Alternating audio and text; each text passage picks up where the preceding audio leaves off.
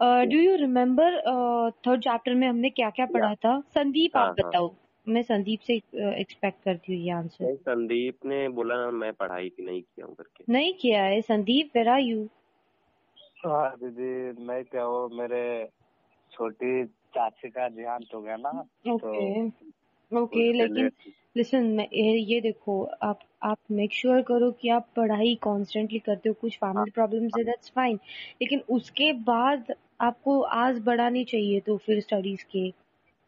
Okay. हाँ दीदी, cover कर लूंगा, मैं कवर कर लूंगा। यस ओके, तो आज मैं आपको ज्यादा क्वेश्चंस नहीं पूछ सकती क्योंकि आपने ऐसे भी स्टडी नहीं किया है। So Sanjeev, do you yes remember आपने क्या, हम यस। लोगों ने क्या किया था? पर्सनालिटी चैप्टर स्टार्ट किया था और देखो हम उसमें उसका क्या किया मैं था? उसका समरी बताऊं, आपको बताना ही आपने। चाहिए। हाँ बताऊंगा ही ना दीदी। हाँ। देखो उसका समरी यही है।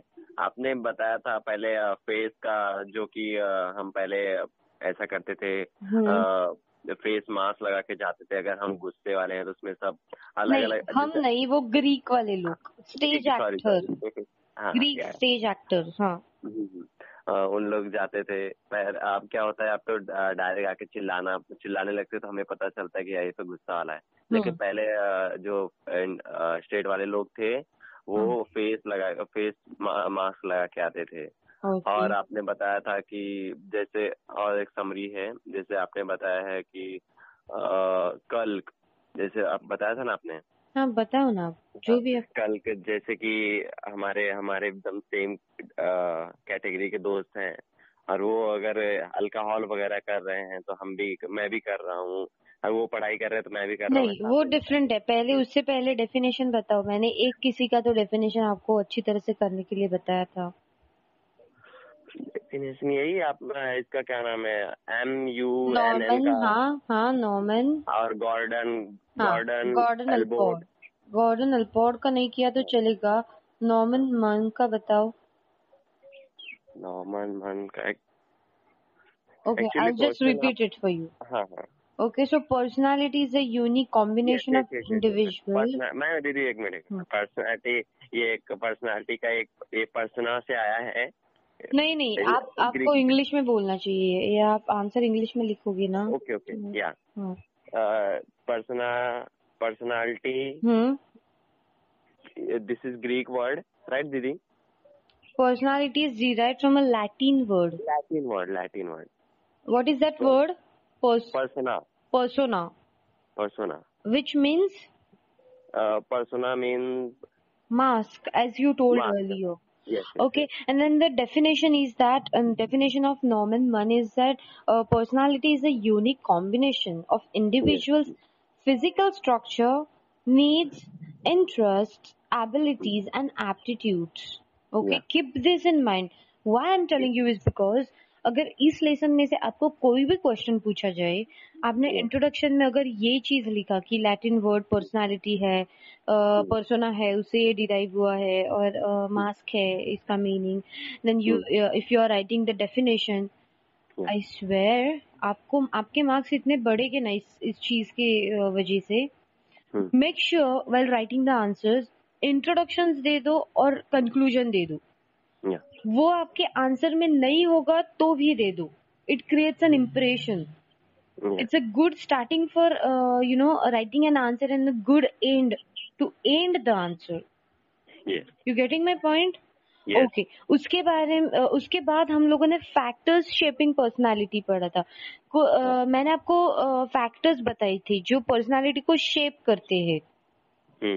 या आपने एग्जांपल भी दिया था, जैसे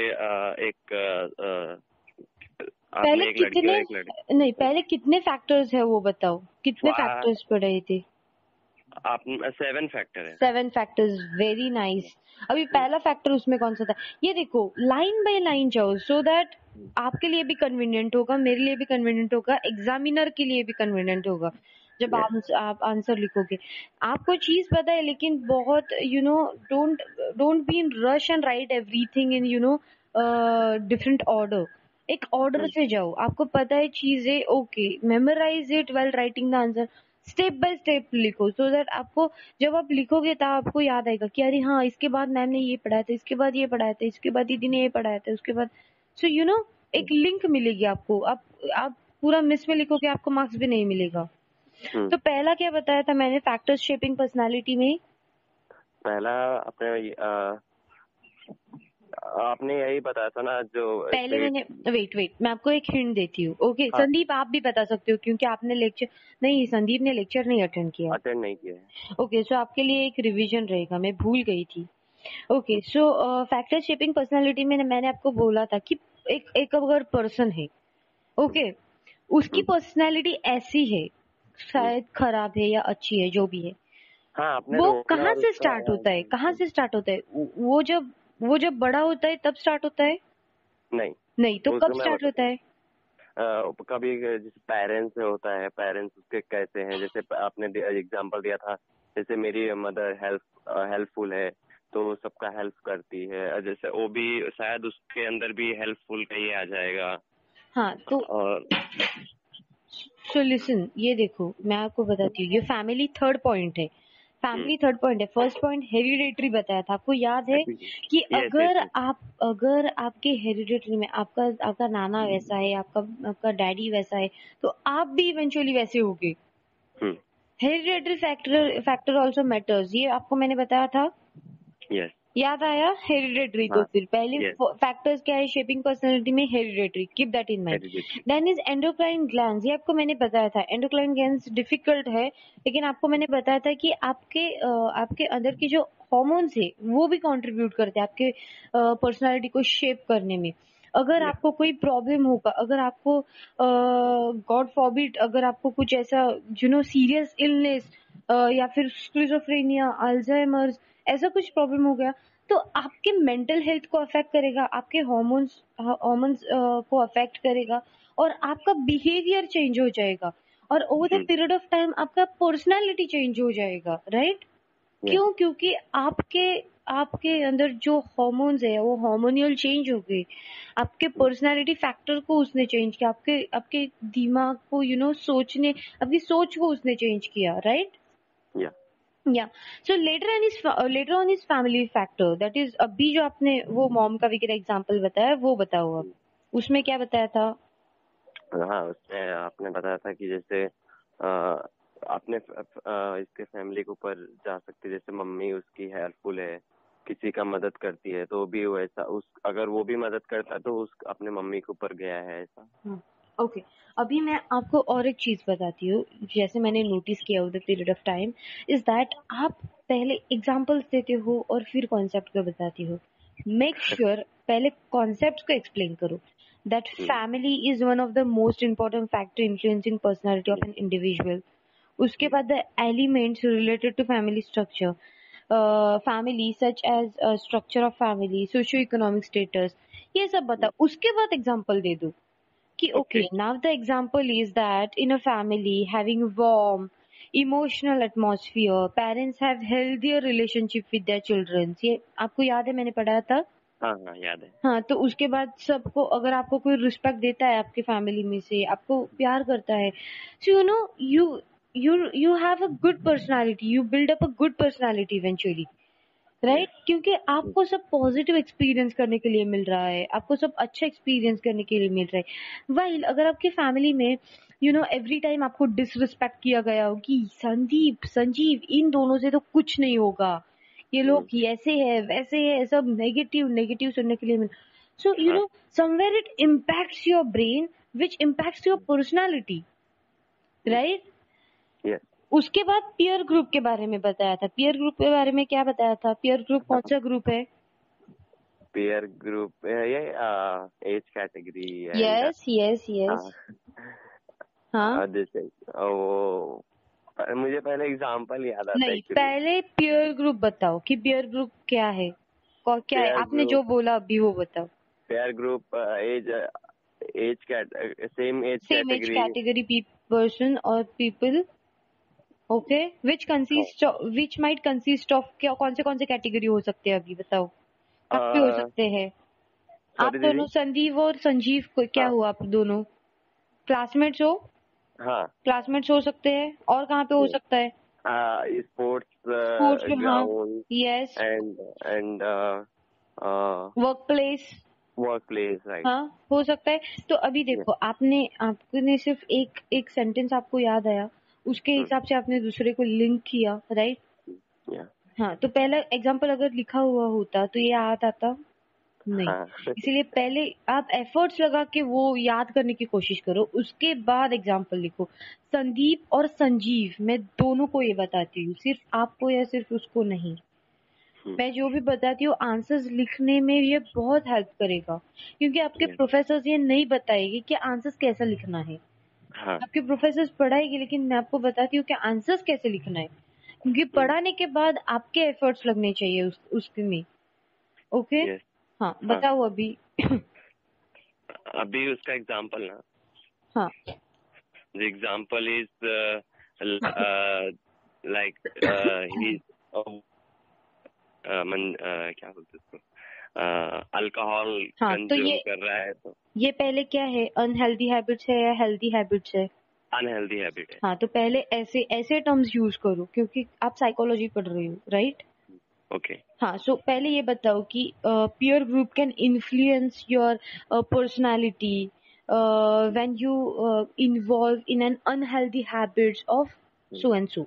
ओके, बताओ आप। इन हेल्दी हैबिट लाइक इस जैसे वो अल्कोहल कंज्यूम कर रहा है, तो हिज फ्रेंड सेम थिंग, मतलब वो भी वैसा ही कर रहा है। अगर जैसे कि जैसे वो अपने पेरेंट्स से रूडली बात कर रहा है, तो उसका देख के दूसरा कोई भी वैसा ही, मतलब उसका दोस्त भी वैसा ही कर रहा है। हाँ, और अच्छी हैबिट क्या है? What are healthy habit? Healthy habits is like जैसे मेरा फ्रेंड पढ़ रहा है तो मैं भी पढ़ रहा हूँ, एंड ही मतलब वो अपने पेरेंट्स से बहुत अच्छे से बात कर रहे हैं, तो मैं भी बात कर रहा हूँ। ओके, अनहेल्दी में आपको मैंने बंकिंग लेक्चर्स के बारे में बताया था, राइट? ओके, और Sandeep, where are you? Hello, आपको कुछ समझ में आ रहा है? आप भी मुझे इंटरप्ट करो ना कि ये पॉइंट बात फिर से समझाओ या कुछ। आपको समझ में आ रहा है? हाँ दीदी, समझ ये मैं जानबूझ के अभी आज एलाबरेट कर रही हूँ, इतना मैं रिवीजन नहीं लेती, लेकिन आप लास्ट लेक्चर में नहीं थे ना, तो मैंने सोचा संजीव का भी रिवीजन हो जाएगा और आप सुनोगे तो आपका भी रिवीजन हो जाएगा। तो अभी हम क्या पढ़ रहे हैं? फैक्टर्स पढ़ रहे हैं, पर्सनालिटी को जो शेप करते हैं वो। ओके, और फैक्टर्स में ये सब, हाँ, 7 फैक्टर्स होता है, उसमें से फर्स्ट वाला था जो हमारे फादर और ग्रैंडफादर के ऊपर। हाँ, यस यस। सेकंड वाला किस में था? सेकंड वाला था कुछ हार्ड था, क्या था? हाँ, वो हार्ड था, वो मैंने आपको बताया कि अगर आपको कुछ बीमारी हो गई हो, ओके, तो आप फिर बाद में ये सब, हाँ, तो अभी आपके एंडोक्राइन ग्लैंड्स, लाइक आपके बायोलॉजिकल फैक्टर्स, वो भी अफेक्ट करते हैं। सिर्फ अगर कुछ, मतलब आपको लगा कि एंडोक्राइन ग्लैंड्स नाम तो याद आ रहा है, लेकिन उसका एक्सप्लेनेशन ही नहीं याद आ रहा है, तो पहला सेंटेंस ये लिखो that even our biological factors do affect personality. Okay, उसके बाद लिखो कि for example an over secretion of thyroid hormone, okay, produced in thyroid glands leads to nervous tension which may adversely affect personality of individual. Okay, उसके बाद क्या बताया था संदीप? उसके बाद वो फैमिली का था। Yes, very nice. हाँ हाँ, उसमें फैमिली में क्या बताया? फैमिली में लोगों का हमारे साथ बिहेवियर कैसा। हाँ, फैमिली ना, अभी सुनो, फैमिली जब आएगी ना तब ये भी सेंटेंस लिखना मत भूलो कि family is one of the most important factor influencing personality in individual. हम लोगों ने 7 फैक्टर्स पढ़े, लेकिन वो लोग बताते हैं कि फैमिली जो है ना वो बहुत इंपॉर्टेंट फैक्टर है लोगों का पर्सनालिटी शेप करने में। ओके, हाँ, उसके बाद बताओ कि अगर अभी मोस्ट इम्पोर्टेंट फैक्टर है शेप करने में, उसके बाद सेंटेंस क्या लिखो कि फैमिली का जो सोशियो इकोनॉमिक स्टेटस है, अगर आप बहुत वेल्दी फैमिली से बिलोंग करोगे तो you might not have that kind of problems and struggle in life. Okay, while अगर आप सोशियो इकोनॉमिकली या फाइनेंशियली बहुत वीक हो तो आपके आपके फैमिली को अभी खाने के लिए कुछ प्रॉब्लम्स है या पढ़ाई करने के लिए पैसा नहीं है, ये ऐसा सब प्रॉब्लम्स हो गए, तो eventually it's gonna affect your mental health. Okay, और मेंटल हेल्थ अफेक्ट करने के बाद क्या होगा, आपके आपके पर्सनालिटी अफेक्ट हो जाएगी।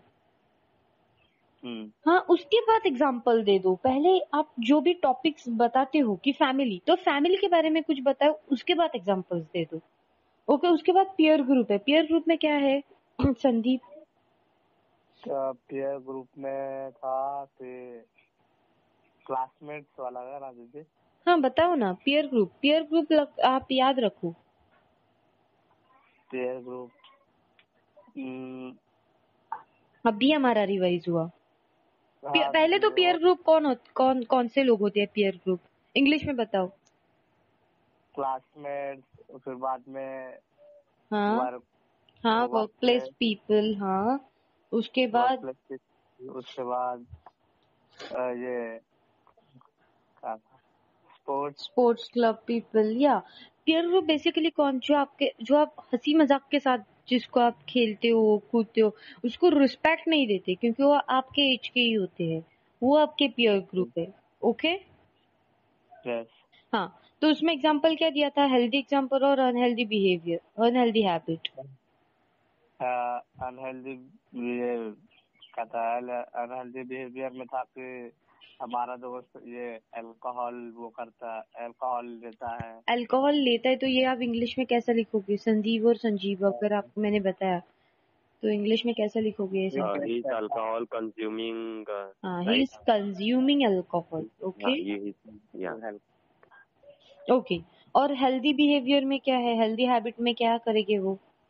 हेल्दी हैबिट में कि वो अपने पेरेंट्स से पोलाइटली बात करता है, तो इसको हम भी देख के वैसे पोलाइटली अपने पेरेंट्स लोग से बात करने लगते हैं। नॉट रूडली ना दीदी, रूडली। हाँ, रूडली ना, रूडली मतलब बहुत, ये देखो, रूड का मतलब आपको पता है? हाँ। Sandeep, what are you doing? Please behave yourself. How can you do this to me? Okay, this is rude. Sandeep, what are you doing? Please behave very nicely. This is a class. This is polite. Okay? You got the difference? Okay. अभी fifth point is school. School में क्या बताया था? हाँ, school में discipline वगैरह कुछ याद आ रहा है जो स्कूल प्रोवाइड करती है? और में, संदीप, अभी मुझे पता चल गया कि आपने रिकॉर्डिंग सुनी है, आपको अभी we are on the same page, तो आप, मैं एक्सपेक्ट करती हूँ कि आप भी आंसर करो बीच बीच में। ओके यस, हाँ बताओ। कोई तो एक अभी बताओ। ओके, स्कूल ना, स्कूल में सेम जैसे कि आपने थोड़ा, मुझे जहाँ तक याद आ रहा है, मैंने जो डिसिप्लिन होता है वो डिसिप्लिन दिया जाता है, और वो आई थिंक दीदी थोड़ा हिंट दीजिए ना, मुझे याद हो रहा है लेकिन। ओके सो ये बताओ कि अगर अच्छा, मैं इंग्लिश में बताती हूँ। See, the elements related to school like teaching, learning process, academic activities, co-curricular activities provided by school, teachers, rapport with students, school discipline and policies etc. have significant impact of personality.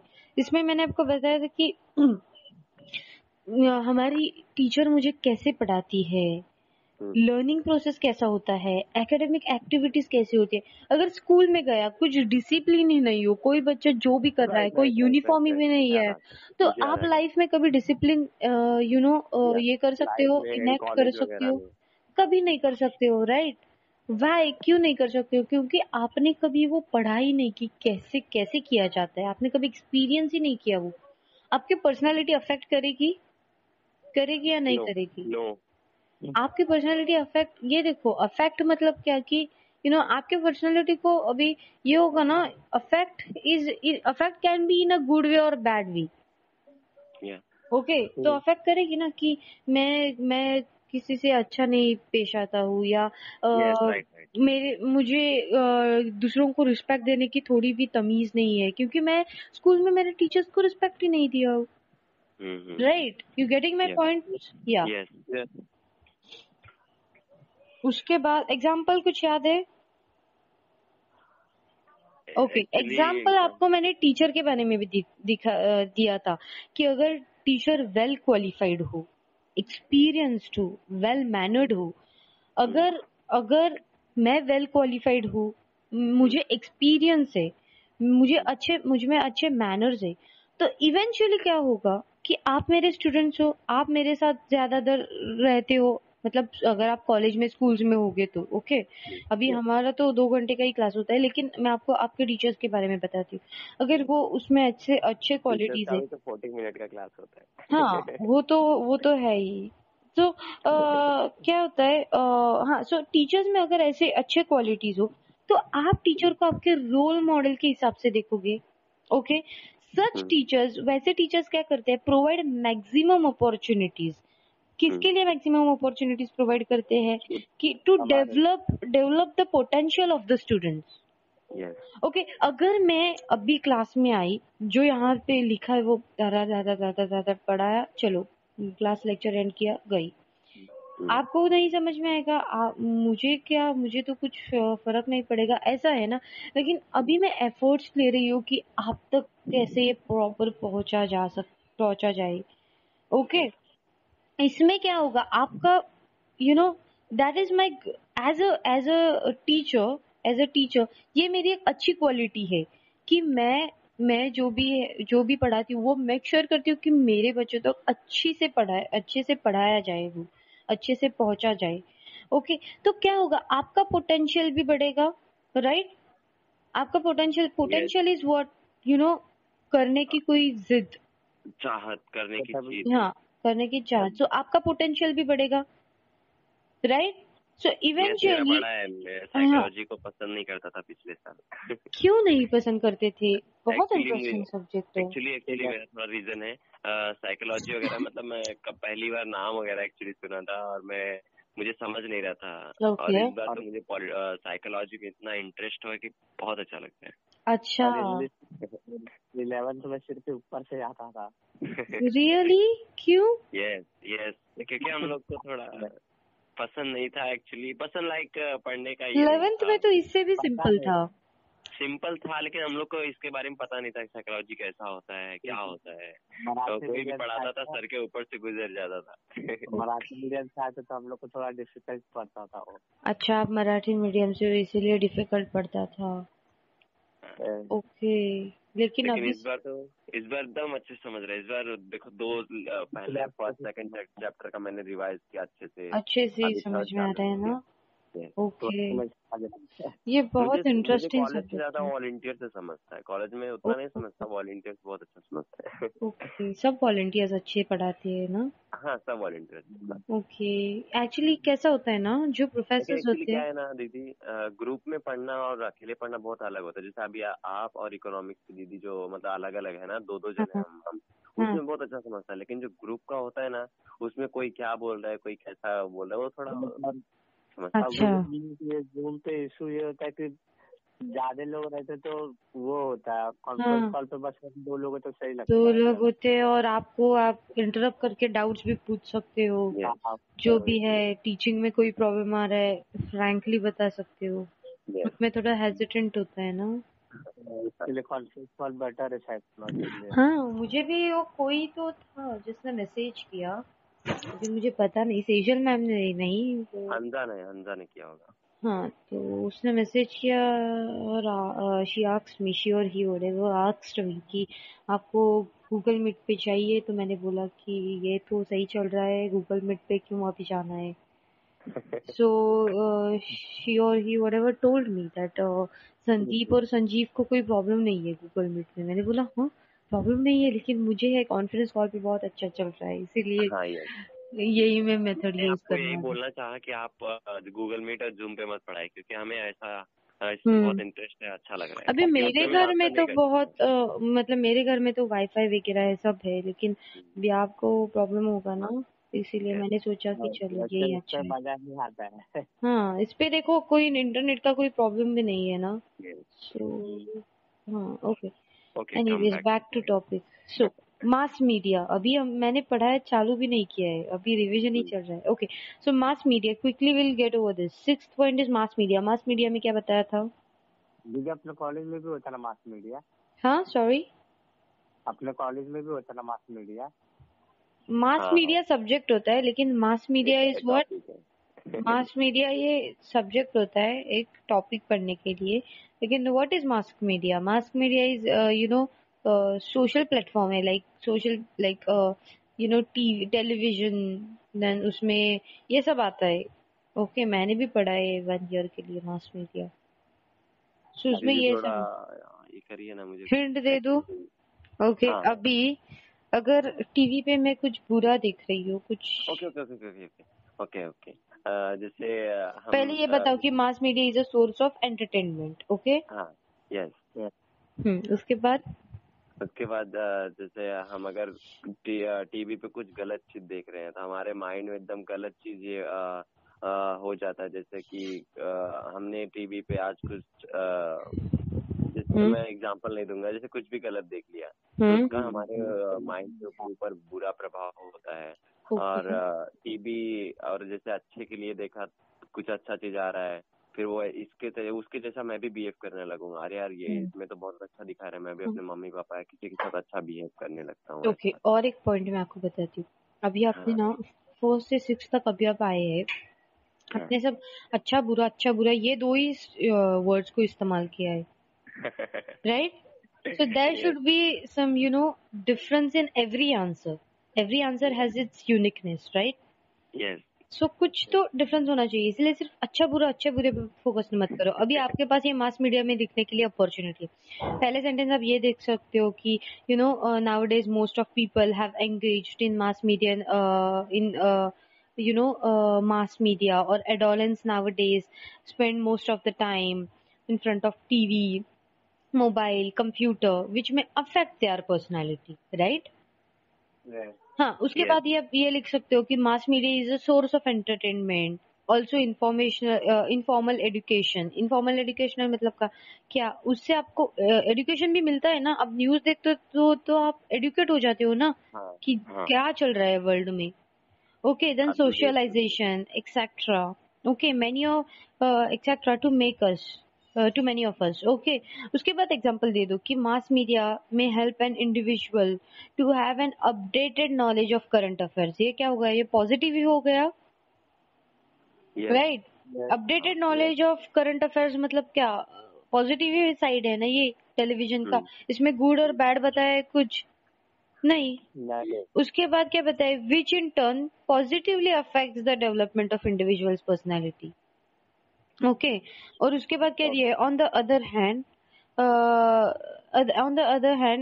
watching excessive TV may affect like sleep deprivation, poor academic performance. याद आया?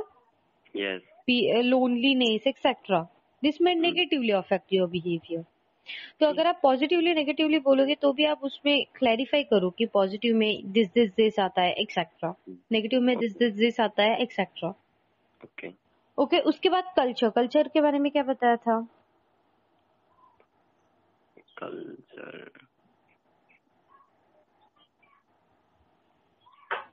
Cultural factors also play an important role in shaping personality.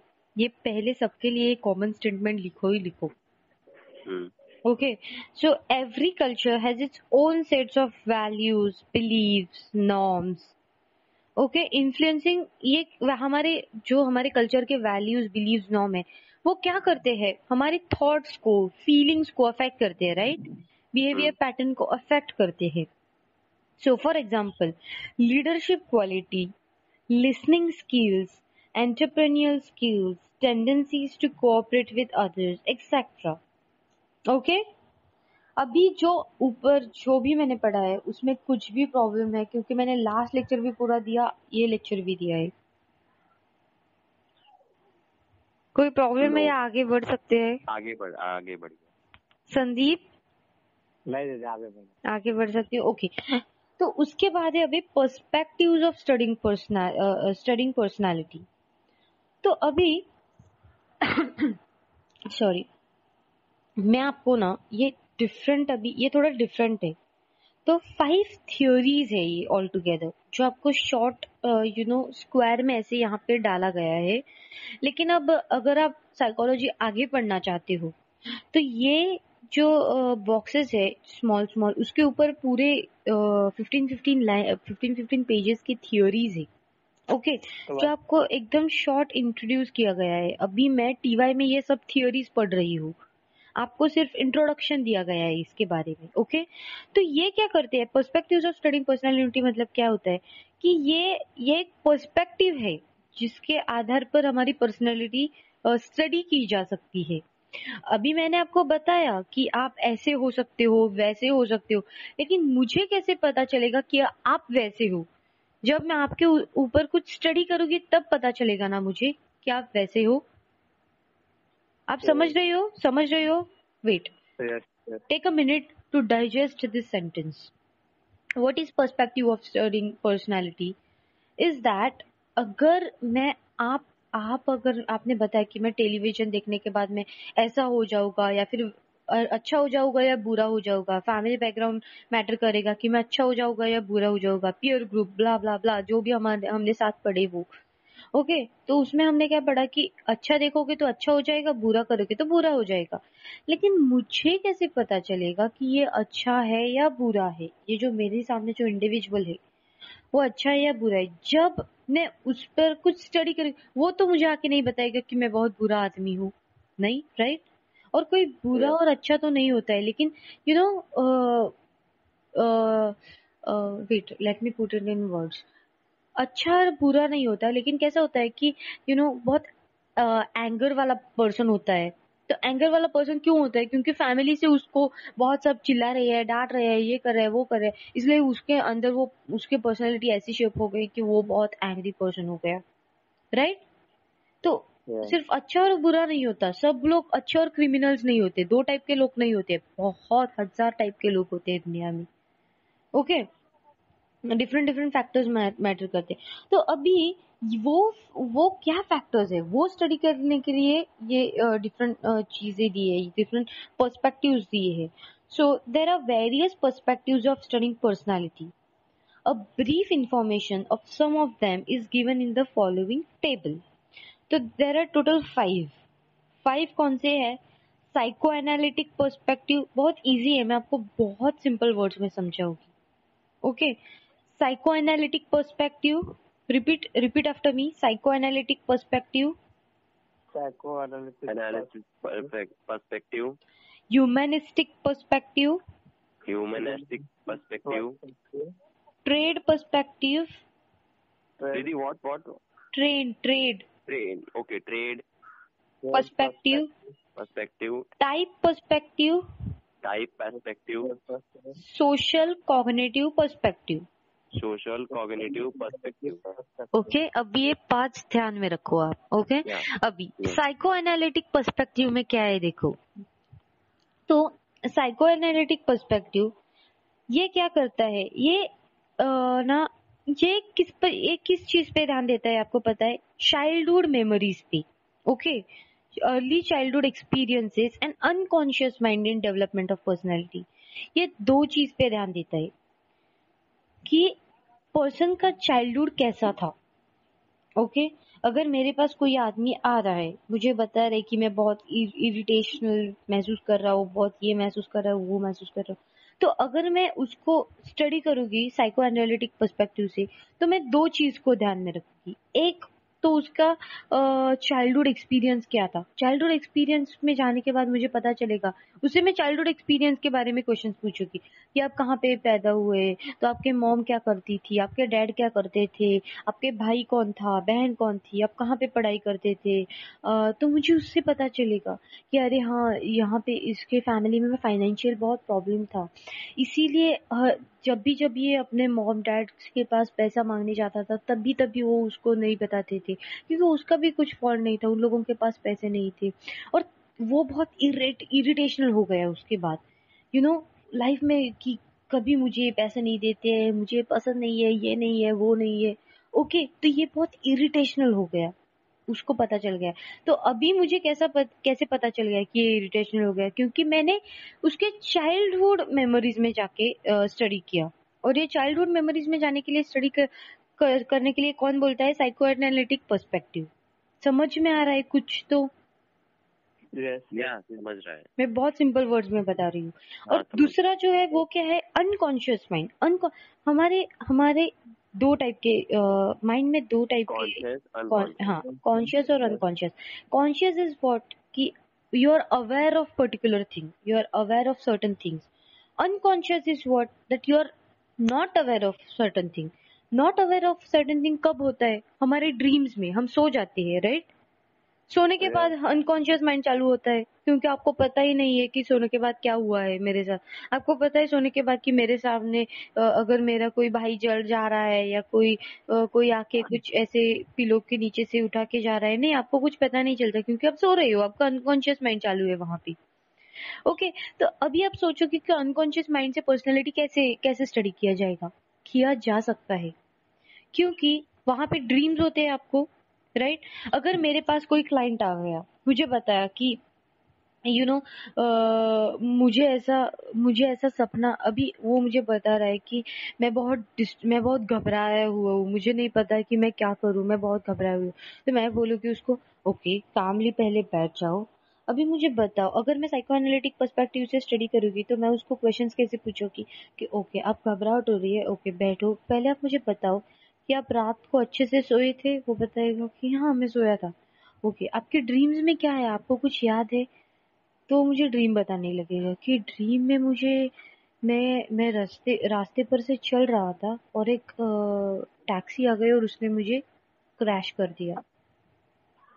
तो मुझे पता चल जाएगा कि इसके unconscious mind में क्या चल रहा है, कोई नेगेटिव थॉट्स चल रहे हैं, राइट? आपको समझ में आ रहा है?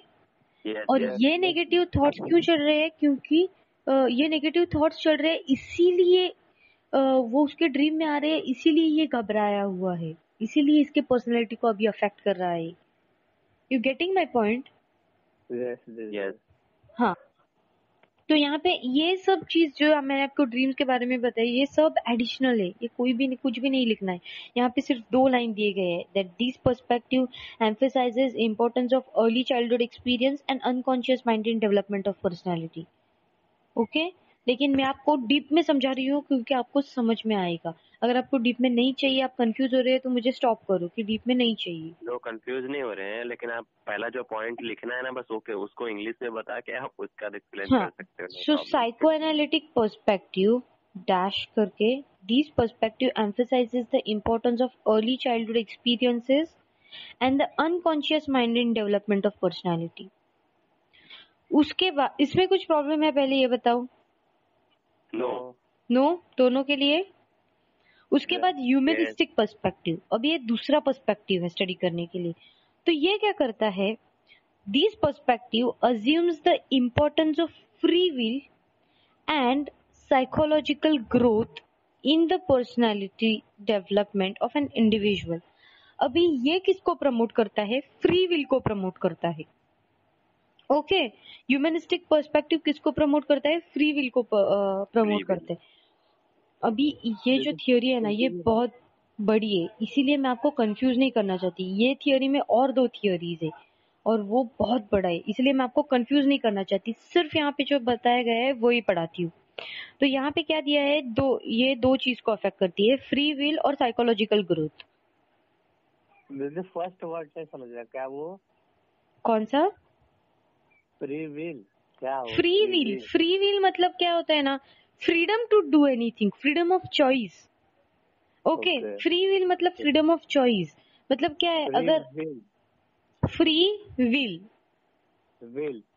WILL power, free means free, मतलब कुछ भी हम कर सकते हैं। हाँ, freedom of choice. Free will मतलब क्या? Freedom of choice. कि ओके, ये आपको मैं एक्सप्लेन करती हूँ, थोड़ा सा एक्सप्लेन करती हूँ, लेकिन ज्यादा डीप में जाओगी तो आपको कंफ्यूज हो जाएगा। सो फ्री विल मतलब क्या होता है कि आपको फ्रीडम ऑफ चॉइस है। ओके, आपको जो भी करना है इसके लिए आपको फ्रीडम ऑफ चॉइस है।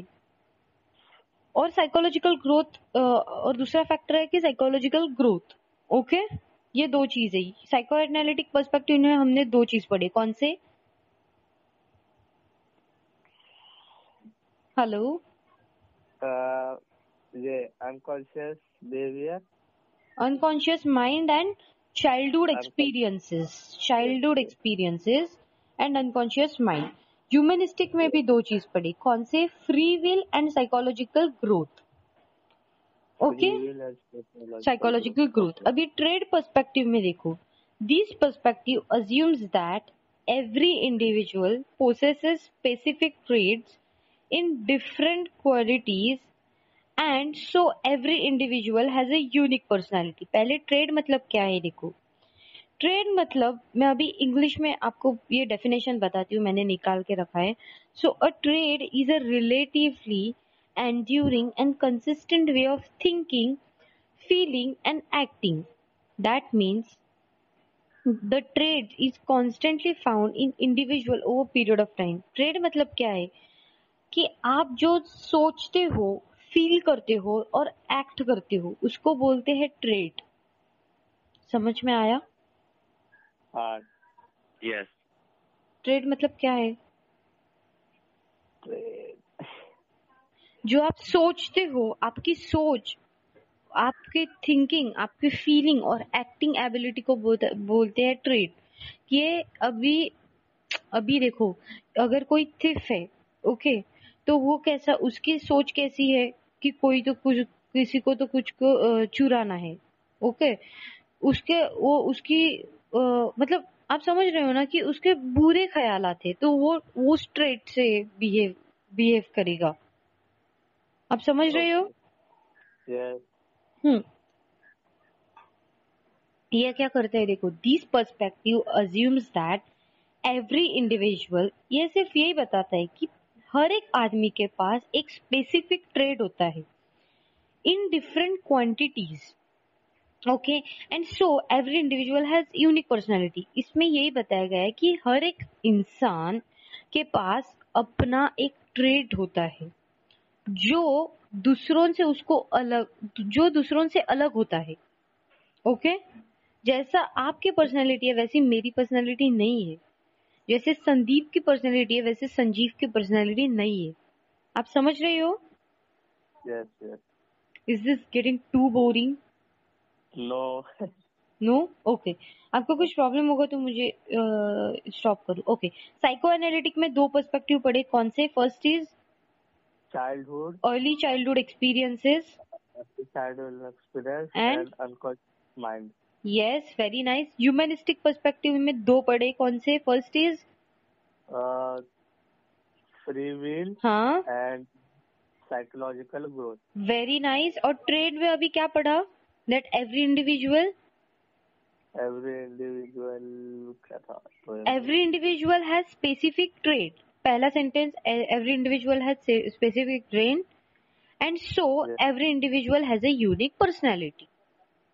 Yes, every individual have unique personality. हाँ, every individual has specific trait and so every individual has specific unique personality. Okay, उसके बाद टाइप। अभी देखो type perspective, this perspective assumes that every individual has unique personality type based on his physical temperaments and mental characteristics. अभी trend में और type में confuse मत हो जाओ। ट्रेंड में मैंने आपको क्या बोला कि thinking, feeling and acting ability, right? Type में क्या है? आपने कभी इंट्रोवर्ट एक्सट्रोवर्ट के बारे में सुना है? Introvert people, extrovert people? No नहीं पता? ओके, तो ये आपको आपकी ना उसके बाद कार्ल जंग की थियोरी है, लेकिन ये आपको पोर्शन के लिए कैंसिल हो गई है। लेकिन टाइप थियोरी एक्सप्लेन करने के लिए अभी मैं उसका इस्तेमाल करूंगी। तो इंट्रोवर्ट पीपल कौन होते हैं? जो रिजर्व्ड होते हैं, जो ज्यादा बात नहीं करती। सॉरी। ओके, सो इंट्रोवर्ट पीपल कौन होते हैं? जो ज्यादा बात नहीं करती, बहुत रिजर्व रहना पसंद करते हैं। वो बुरे नहीं होते, लेकिन उन लोगों का पर्सनालिटी ऐसा है कि वो किसी के साथ बात नहीं करेंगे ज्यादा। वो अपने अपने लाइक सुमित। ये देखो वो अपने अपने दुनिया में रह के वो कभी किसी के साथ बात नहीं करेंगे, पूछा भी जाए तो भी बहुत शाय पर्सनालिटी होती है उसकी। ओके, वो बहुत शाय होते हैं, बहुत अकेले अकेले रहते हैं, एवरी टाइम अकेले रहते हैं, सोशल कांटेक्ट नहीं रखते ज्यादा। ओके, वैसे और एक्सट्रोवर्ट पर्सन कैसे होते हैं, जो सबके साथ मिक्स होते हैं, सबके साथ सबके साथ जाते हैं, खेलने कूदना पसंद करते हैं, सबके साथ बात करना पसंद करते हैं, अगर किसी ने पूछा भी नहीं तो भी उन लोगों को वो लगता है कि मैं बात करूंगा। तो यहाँ पे इंट्रोवर्ट और एक्सट्रोवर्ट कोई भी बुरा या अच्छा नहीं है, ये टाइप है पर्सनालिटी के, कि पर्सनालिटी इंट्रोवर्ट हो सकता है या एक्सट्रोवर्ट हो सकता है। ओके, तो यहाँ पे वो बताया गया है टाइप ऑफ पर्सपेक्टिव में, क्या बताया गया है, that this perspective assumes that every individual has a unique personality type. हर एक इंडिविजुअल को, अभी आप इंट्रोवर्ट हो तो इंट्रोवर्ट हो, एक्सट्रोवर्ट तो एक्सट्रोवर्ट हो, राइट? हेलो, आपको समझ में आ रहा है? Is this getting boring? No, are you able to understand? Yes. Okay, तो अगर आप इंट्रोवर्ट हो तो इंट्रोवर्ट हो, एक्सट्रोवर्ट हो तो एक्सट्रोवर्ट हो, लेकिन ये क्या है, ये टाइप्स है, राइट? टाइप्स ऑफ पीपल है। तो यहाँ पे क्या बताया गया है कि this perspective assumes that every individual has a unique personality type based on his physical temperaments and mental characteristics. Okay, उसके फिजिकल टेम्परामेंट्स और मेंटल कैरेक्टरिस्टिक्स पर ये बेस्ड है। समझ में आ रहा है? Yes. उसके बाद social cognitive perspective. Social cognitive perspective में क्या दिया है, देखो, this perspective emphasises the importance of observational learning and cognitive processes in personality development of an individual. Social cognitive perspective में दो टाइप है। कौन से दो टाइप है? कि ऑब्जर्वेशनल लर्निंग, ऑब्जर्व करके लर्न करते हैं, observational learning, and cognitive processes. दो कौन से है? Observation learning and cognitive processes. हाँ, कॉग्निटिव प्रोसेसेस। सो ये अभी आपको मैंने दो चीजें बताई है सबकी। तो सेंटेंस ऐसा लिखना है सबके लिए, that these perspective emphasises the importance of, जो भी एक है वो, एंड जो भी दूसरा है वो। समझ में आ रहा है आपको? yes. अभी देखो, साइको एनालिटिक पर्सपेक्टिव में दो बताए, कौन से बताए हैं? इंग्लिश में अभी वो सेंटेंस फॉर्म करो। Early childhood. नहीं, दिस पर्सपेक्टिव emphasizes on अभी बताओ। अर्ली चाइल्डहुड, हाँ, experiences, early childhood experiences and unconscious behaviour. Unconscious mind, behaviour नहीं होता, अनकॉन्शियस माइंड होता है। Okay, unconscious mind. उसके बाद ह्यूमनिस्टिक पर्सपेक्टिव का बताओ, अभी सेंटेंस फॉर्म करो पहले। दिस पर्सपेक्टिव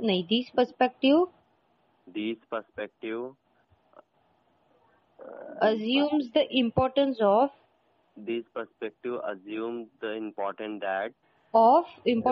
दो चीजें, इम्पोर्टेंट ऑफ, एक मिनट, दो चीजें कौन सा?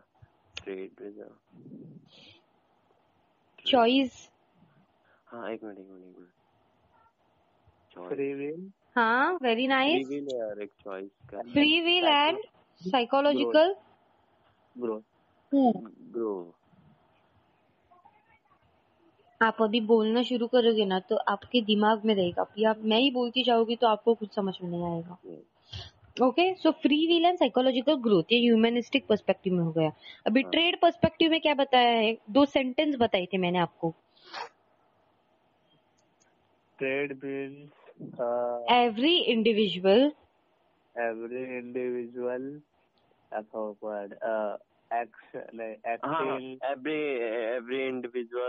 ये अरे क्या बोलते इसको, थिंकिंग फीलिंग का क्या? नहीं, वो आप इंक्लूड नहीं करोगे तो भी चलेगा, वो मैंने आपको एक्स्ट्रा इन्फॉर्मेशन दिया। लेकिन ये क्या है, ट्रेड क्या है? Every individual has a specific trade, right? Specific trade. Every individual has a specific trait. Okay, so And so every individual has a unique personality, specific and unique. Every individual has a specific trait, so every individual has a unique personality. Very easy. Yes. हाँ. Yes. उसके बाद type perspective. Type perspective में क्या है? This perspective, पहले form करो, question answer form करो. क्या है this perspective? This perspective assume that every individual has a unique personality. अभी has a ऊपर unique आपने क्या personality. पढ़ा ट्रेड के बारे में कि सबके पास अलग अलग ट्रेड है, इसके बाद सबके पास यूनिक पर्सनालिटी है. अभी यहाँ पे वो यूनिक को ही ज्वाइन करना है. That individual has a unique personality based on कहाँ को किसके आधार पर बेस्ड होते हैं? Physical, temperaments and mental characteristics. Okay. एक बार फिर से दे दीजिए. हाँ. सो every individual has a unique personality type. और ट्रेड वाले में था एवरी इंडिविजुअल स्पेसिफिक ट्रेड के बारे में आपको. हाँ. सो ये देखो ट्रेड के बारे में क्या बताया गया है कि every individual has specific traits. See every individual possesses specific traits, मतलब सबके पास अलग अलग ट्रेड होता है. और ये क्या करता है? पर्सन को यूनिक करता है. अभी ये बताया ट्रेड में. टाइप में क्या बताया गया है कि ये पर्सन जो यूनिक होते हैं उसके भी हर एक टाइप्स होते हैं.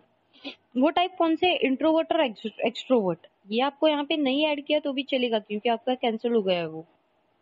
ओके. लेकिन टाइप को आपको पढ़ना है क्योंकि टाइप आपका नहीं कैंसिल हो गया है.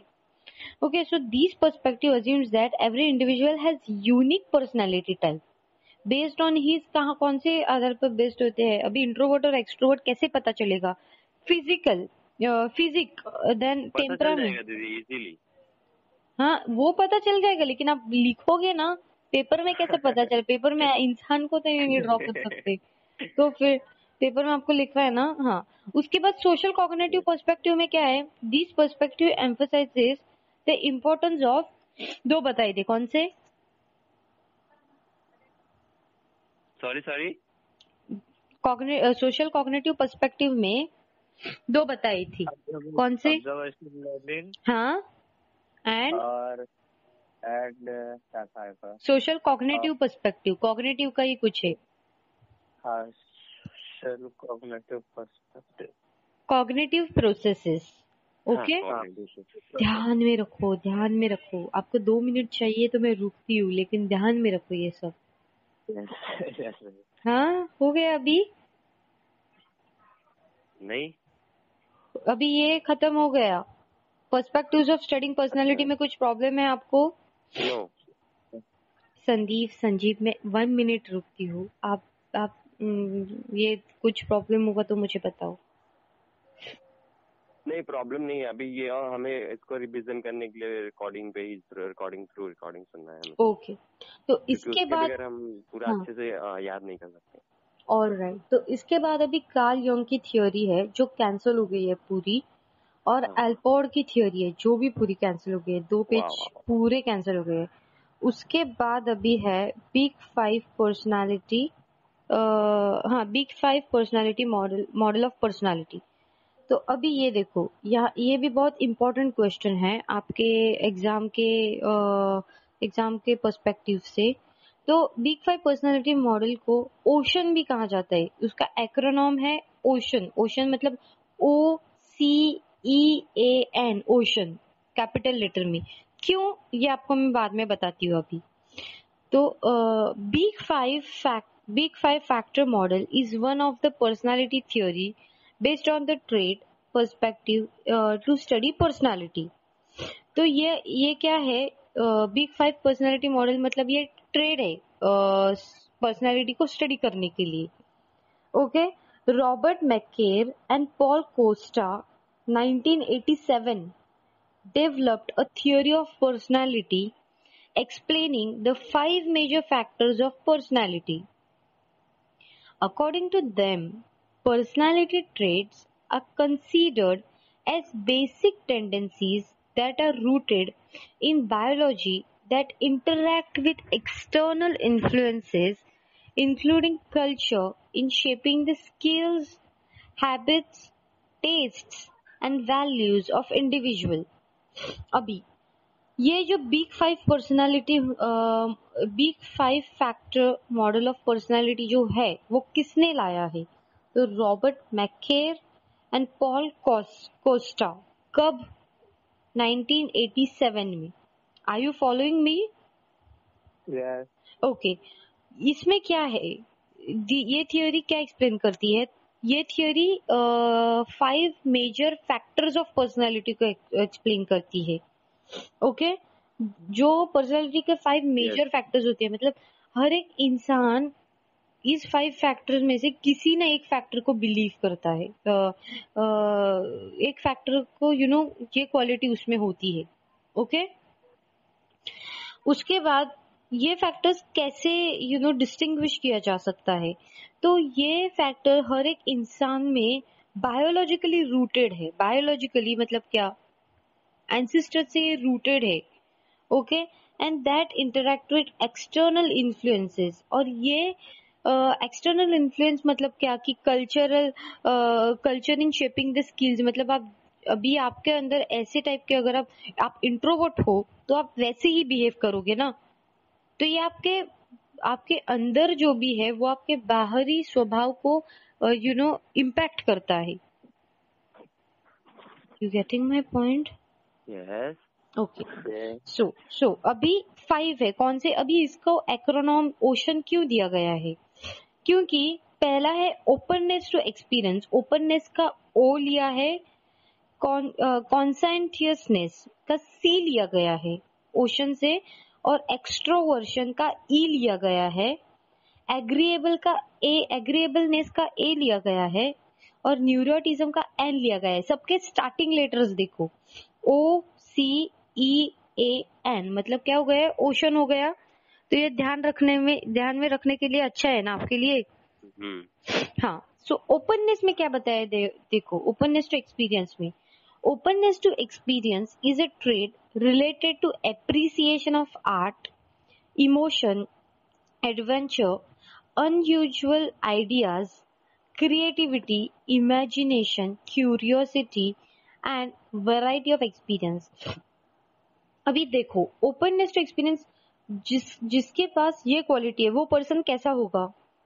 वो पर्सन के पास बहुत अच्छी आर्टिस्टिक स्किल्स होगी।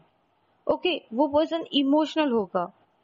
ये सब आपको ऐड करना है, हाँ, इसीलिए ध्यान देके सुनो क्योंकि यही है सब इसमें। Are you following me?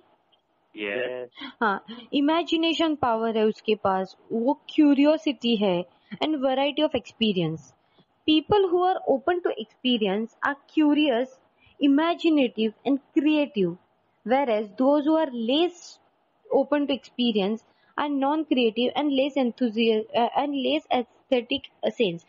Openness to experience में क्या है कि किसी भी जो person openness to experience quality उसमें है वो क्या करता है, किसी भी चीज को एक्सपीरियंस करने के लिए वो ओपन होता है। अब अगर आपको मैंने बोला कि चलो आज गोवा चलते हैं, सो यू आर लाइक क्या गोवा नहीं जाना है, ये नहीं करना है, वो नहीं करना है, नहीं, you are always open to experience whatever comes to you, like, right? तो ये पर्सन कैसे होते हैं? जो बहुत फ्री होते हैं, लाइक बिंदास होते हैं, हिंदी में अगर मैंने बताया जाए तो। ओके, ओपननेस टू एक्सपीरियंस के लिए अभी आप ये रखो, बिंदास एकदम। ओके, तो ये कैसे लोग होते हैं कि ये बहुत ना क्रिएटिव होते हैं। ओके, ये पर्सन बहुत क्रिएटिव होते हैं, बहुत इमेजिनेटिव होते हैं, बहुत इमेजिनेटिव होते हैं, क्यूरियस होते हैं। अगर आप ओपननेस टू एक्सपीरियंस हो, so definitely you are curious to know certain things, इसीलिए तो आप एक्सपीरियंस करना चाहते हो, राइट? उसके बाद क्या, इमेजिनेटिव मतलब आप इमेजिनेशन पावर आपकी बहुत अच्छी होती है, क्रिएटिव होते हैं। Whereas those who are less open to experience are non creative.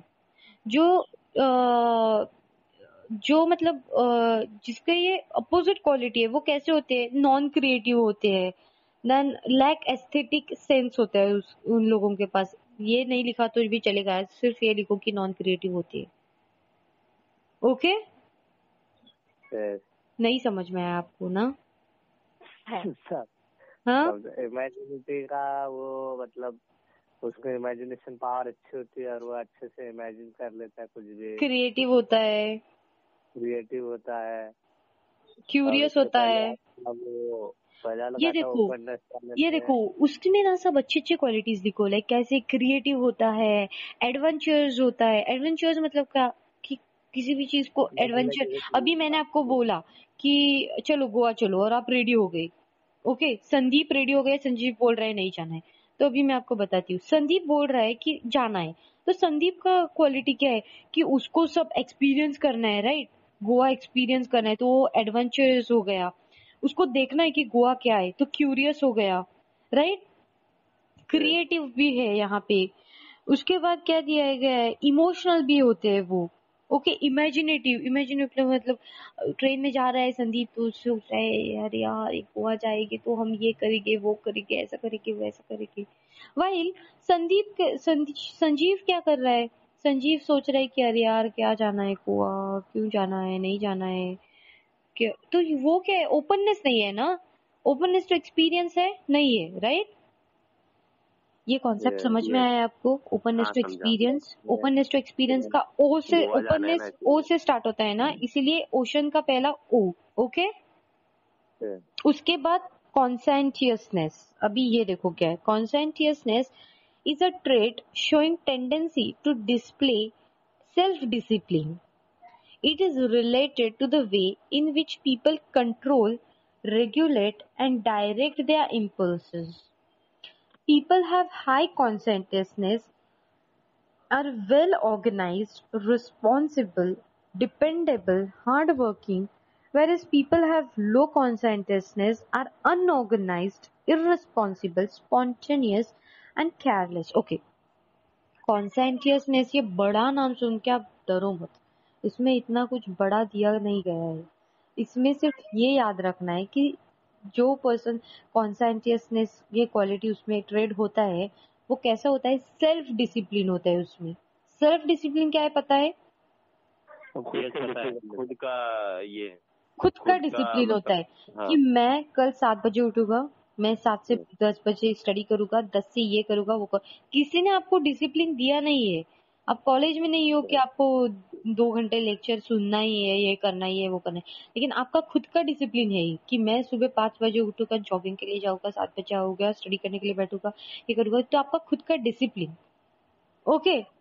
पहले में हमने क्या पढ़ा था कि वो ओपननेस टू एक्सपीरियंस, ये हमने क्या पढ़ रहे हैं, सेल्फ डिसिप्लिन। सब डिफरेंट डिफरेंट है, कंफ्यूज मत हो जाओ, इसीलिए कंफ्यूज होने के लिए कुछ है ही नहीं है इसमें, ओके। तो यहाँ पे क्या बताया गया है कि कॉन्सेंटियसनेस, नाम सुन के मतलब डर मत जाओ, कुछ प्रॉब्लम नहीं है इसमें इतना बड़ा, क्योंकि जब मैं स्टडी कर रही थी मुझे पता था कि मेरी क्या हालत हो गई थी, इसीलिए मैं आपको ये बहुत अच्छी तरह से समझा रही हूँ। सो जो जिसके अंदर ये कॉन्सेंटियसनेस, ये ट्रेड जो दिखाते हैं वो कैसे होते हैं, सेल्फ डिसिप्लिन होते हैं। पहला पॉइंट आपका हो गया।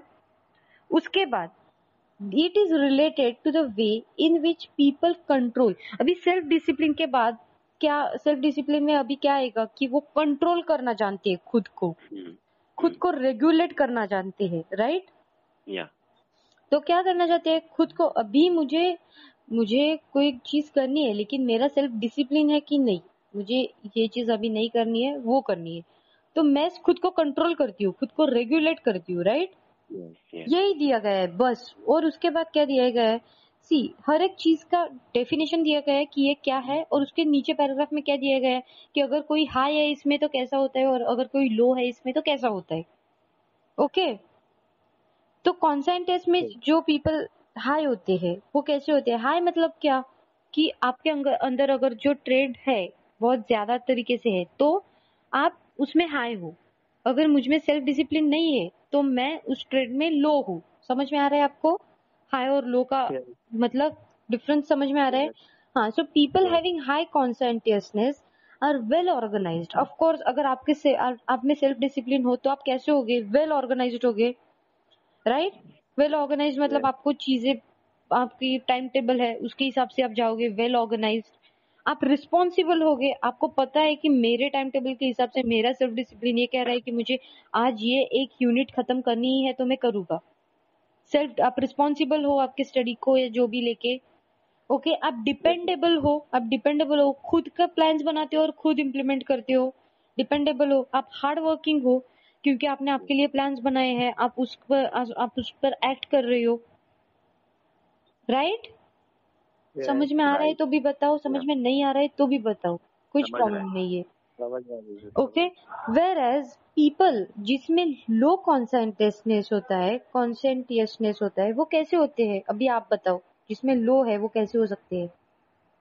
वो सबका ऑपोजिट बताओ, सबका ऑपोजिट बताओ। डिसिप्लिन नहीं रहेगा, कंट्रोल नहीं रहेगा। हाँ, तो कैसे? सब इंग्लिश वर्ड्स बताओ। ऑर्गेनाइज्ड का क्या हो जाएगा? नहीं, ऑर्गेनाइज्ड का क्या हो जाएगा? नुकसान होगा। Organised, unorganised, right? जो पीपल, हाँ, अनऑर्गेनाइज्ड। रिस्पॉन्सिबल का क्या हो जाएगा? इररिस्पॉन्सिबल। Very nice. उसके बाद वो कैसे हो गए? Hard working. वो कैसे हो गए? केयरलेस। रिस्पॉन्सिबल हो सकता है। ये देखो, जो हाई में है वो कैसे है? हार्ड वर्किंग है, राइट? हाँ। जो लो में है वो कैसे है? केयरलेस है। Careless, okay. हाँ, उसके बाद अभी नाउ टाइम कितना हुआ है? टाइम इसमें 10 बज के कुछ है, 15 मिनट। 10-11। वही बोला था, मेरा अंदाज था। ओके, तो अभी थर्ड देखो। Third is extroversion. एक्सट्रोवर्जन में क्या है? देखो, extroversion is a trait characteristic by breadth of activities and energy creation from external means. People having high extroversion are talkative, enthusiastic, open-minded, sociable, assertive, and courageous. On the other hand, people having low extroversion are less talkative, shy, alone, and less involved. Okay, extroversion मतलब क्या होता है? ये नाम ही आपको बताता है कि extroversion people. इसमें क्या होता है? इसमें भी हाई और लो है। सो जो लोग एक्सट्रोवर्जन में हाई है वो कैसे है? टॉकेटिव, बहुत टॉकेटिव होते हैं। एंथुजियास्टिक, कोई भी चीज करने के लिए फटाफट, अगर कुछ स्टेज प्रोग्राम में चलो मैं गया क्योंकि मैं एक्सट्रोवर्ट हूँ, मेरा पर्सनैलिटी एक्सट्रोवर्ट है। Extrovert, okay. So open minded, ये ओपन माइंडेड होते हैं, सोशेबल होते हैं, असर्टिव होते हैं, एंड करेजियस होते हैं। ओके, जो एक्सट्रोवर्जन में लो होते हैं, एक्सट्रोवर्जन में जो लो पीपल होते हैं वो कैसे होते हैं? आपका फ्रेंड कोई बताया, वो उसका कैरेक्टरिस्टिक्स क्या है? किसका दीदी? आपने बताया था ना, वो आपका कोई फ्रेंड है, जब मैंने इंट्रोवर्ट पर्सन। हाँ, तो वो क्या क्या करता है क्लास में? किसी के साथ बोलता है? नहीं। So less talkative, less talkative है? Not, he is less talkative, right? He is shy. Less नहीं दीदी, बोलता ही नहीं। अच्छा, बोलता ही नहीं है बिल्कुल। हाँ, तो वही है ना, वो लेस टॉकेटिव है, वो शाय है, राइट? अलोन रहता है every time, shy, alone, and less involve. कभी आपके साथ इन्वॉल्व होता है, सब में मिक्स होता है? नहीं। तो वो कैरेक्टरिस्टिक्स में मोबाइल लेके बैठा रहता है। हाँ, तो अभी आप ये याद में रखो, आपकी पर्सनालिटी कैसी है? टॉकेटिव है, एंथुजियास्टिक है, आपको लर्न करने के लिए बहुत चाहत है, एंथुजियास्टिक हो आप, ओपन माइंडेड हो, कोई भी चीज को फटाफट से ले लेते हो आप, ओपन माइंडेड हो, सोशेबल हो, इसीलिए तो आप मेरे साथ बहुत अच्छे तरह से you are able to have a good bond with me. Okay, आप करेजियस हो, ये सब आप में क्वालिटीज है क्वालिटीज। आप दोनों भी ये याद रखो। आपका फ्रेंड कैसा है? On the other hand, people having low extroversion, कैसा है वो? लेस टॉकेटिव, शाय है, अलोन है, लेस इन्वॉल्व है, हो गया सब, याद रहेगा ये एक्सट्रोवर्जन। सी, अभी आप उसको जाके बताओ मत, वरना वो आ जाएगा। हम लोग से बात नहीं करता वो। हाँ, ओके। तो एग्रीएबलनेस, उसके बाद एग्रीएबलनेस का A, okay. Agreeableness is fourth one. So agreeableness is a trait showing an ability of an individual to get along with people and concern for social harmony. यहाँ पे social harmony important है. So people having high agreeableness are kind, loving, caring, friendly, and cooperative. Whereas people having low agreeableness are uncooperative, jealous, hostile, and argumentative. अभी agreeableness में आपको ध्यान में रखना है कि अभी आपको ये सोशल पर्सपेक्टिव से सोशल हार्मोनी के बारे में बताना है. सोशल हार्मोनी मतलब क्या कि आप सोसाइटी में कैसा बिहेव करते हो. ओके, सोसाइटी में आप कैसे रहते हो, आपका बिहेवियर कैसा होता है. So agreeableness is a trait showing an ability of an individual to get along with people and concerns for social harmony. People, those who are high in agreeableness are कैसे होते हैं? उन लोग रहते हैं मतलब बोलते हैं kind, loving, yes, caring, yes, friendly and cooperative. और जो लो होते हैं वो कैसे होते हैं? वो अनसाइन, अनकोऑपरेटिव, जेलस होते हैं. ओके उसका ऑब्जेक्टिव क्या? हाँ, ऑपोजिट बताना है. जेलस, हॉस्टाइल होते हैं, आर्ग्यूमेंटिव होते हैं. ओके, फाइन गॉट इट, समझा मुझे पॉइंट. हाँ, आप समझ में आ रहा है ना? जो पॉजिटिव में रहेगा, जैसे कि जो कोऑपरेटिव, अनकोऑपरेटिव ऐसा. हाँ, कोऑपरेटिव बताए तो अनकोऑपरेटिव बताए. फ्रेंडली बोला तो जेलस बोलना है. लविंग बोला है यहाँ पे तो हॉस्टाइल बोलना है. ओके, उसके बाद क्या बताया गया है कि कैरिंग बोला है तो आर्ग्यूमेंटिव बताना है. ओके, अभी न्यूरोटिज्म का भी है लास्ट लेटर एन. एन में क्या है, अभी मैं आपको ये होने के बाद सिर्फ एक बार फटाफट से रिवाइज करती हूँ सो दैट नेक्स्ट टाइम अगर आपका जो डाउट सॉल्विंग सेशन है उसमें आपका क्लियर हो जाएगा. खत्म हो गया जाएगा ना? नहीं, इसके बाद एक टॉपिक है वो आपको मैं कल पढ़ाऊंगी. Okay fine. ओके, वो तो एकदम इजी है, वो आपने पहले किया हुआ है, उसमें से ये इंटरव्यू का वगैरह ही है. अभी खत्म कर देते ना? हाँ, अभी ये लास्ट होने के बाद खत्म होगा. ओके, सो न्यूरोटिज्म में क्या है? Neuroticism is a trait showing the tendency to experience negative emotions such as anger, anxiety or depression. So people having high neuroticism are anxious, depressed, irritable, then fearfulness, impulsive, angry and unstable. People having no neuroticism are balanced, calm and stable. अभी आपने इसमें क्या big difference महसूस किया और ये बाकी के चार से क्यों अलग है, ये बताओ. एक बार और रिपीट करिए ना. ओके, सो मैं आपको बताती हूँ न्यूरोटिज्म बाकी के चार से क्यों अलग है. देखो, पहले चार में आपने क्या पढ़ा कि पहले सब पॉजिटिव बताया गया है, राइट? हाँ. जो सब भी है लाइक ओपननेस टू एक्सपीरियंस एक पॉजिटिव है. कॉन्सेंट्रेस में अपना सेल्फ डिसिप्लिन पढ़ा वो पॉजिटिव है. एक्सट्रोवर्जन में एक्सट्रोवर्ट पीपल लाइक आपकी तरफ से और आपके फ्रेंड के बारे में आपको मैंने बताया पॉजिटिव है. उसके बाद एग्रीएबलनेस में हम लोगों ने पढ़ा कि सोशल हार्मोनी में वो पॉजिटिव है.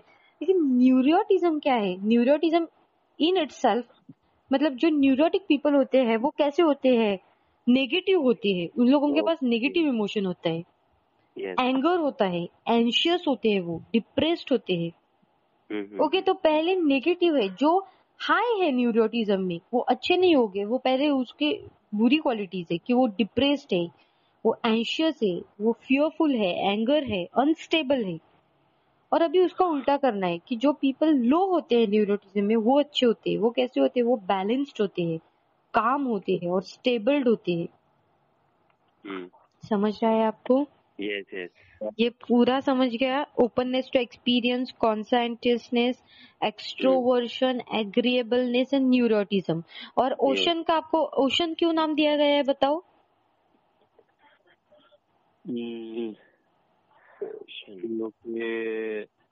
समुद्र में सब नहीं, ओशन क्यों दिया गया है ये नाम बिग 5 पर्सनालिटी मॉडल को?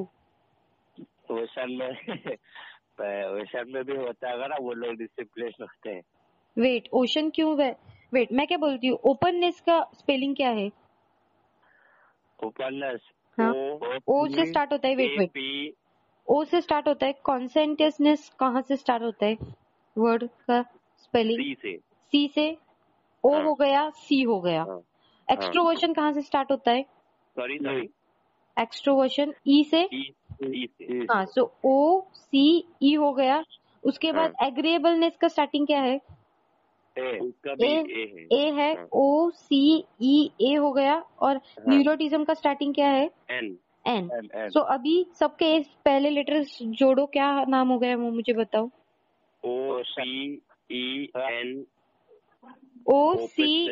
OCEAN। ओशन हो गया। ओशन की स्पेलिंग हो गई? हो गई या नहीं हो गई? हो गई। तो ओशन की में पता चल गया। इसको बोलते हैं एक्रोनिम। एक्रोनिम मतलब क्या? कोई भी चीज ध्यान में रखने के लिए आप जो शॉर्टकट इस्तेमाल करते हो उसको बोल एक्रोनिम। अभी ओशन अगर आप याद में रखोगे तो आपको पता है कि स्टार्टिंग में अगर आप ओ सुनोगे तो आपको पता है हाँ ओ से क्या है? ओपननेस। ओके, ओपननेस लिखना है। ओ के बाद सी आता है। सी में क्या है? ओछा, कॉन्सेंट्रेशनेस। ओके, इसमें क्या है? सेल्फ डिसिप्लिन है। ओके, ये लिखना है। उसके बाद ई आता है। ई में क्या है? अच्छा, एक्सट्रोवर्जन। ओके, एक्सट्रोवर्ट पीपल और इंट्रोवर्ट पीपल के बारे में करना है। उसके बाद क्या है? ए है। ओके, ए में क्या है? हाँ, एग्रीएबलनेस है। तो एग्रीएबलनेस में बारे में लिखना है लाइक सोशल हार्मोनी, पीपल कैसे है, फ्रेंडली, कैरिंग, लविंग, कोऑपरेटिव या अनकोऑपरेटिव है, जेलस है, हॉस्टाइल है, क्या है वो लिखना है। न्यूरोटिज्म आ गया। लास्ट में क्या है? एन है। एन में क्या है? अच्छा, न्यूरोटिज्म। न्यूरोटिज्म में क्या है कि हाँ पीपल बहुत डिप्रेस्ड होते हैं, एंशियस होते हैं, एंगर होते हैं, इरिटेबल होते हैं। और अगर जो पीपल लो होते हैं न्यूरोटिज्म में वो कैसे होते हैं? काम होते हैं, स्टेबल होते हैं। राइट? यस। हो गया? कुछ प्रॉब्लम है आपको अभी इसमें? नो दीदी, नो। मैंने मतलब इतना सिंपल किया है ना कि अभी आप कॉलेज में पढ़ाओगे तब आपको पता चलेगा कि ये कैसा है टॉपिक। फिर भी मैंने कॉलेज में किधर तक पढ़ाया है टीचर ने? कॉलेज में सेकंड चैप्टर चालू होगा। सेकंड चैप्टर चालू होगा? नो, सॉरी, थर्ड चालू होगा ना? ओके। क्योंकि हम ऑलरेडी स्लो जा रहे हैं तो थोड़ा फास्ट जाना चाहिए अभी। लेकिन फास्ट मतलब आपको समझ में भी आना चाहिए, इसलिए मैं फास्ट नहीं जाती हूँ। अभी ये चैप्टर खत्म हो गया ना? नहीं, अभी एक टॉपिक है लेकिन वो इजी है, वो मैं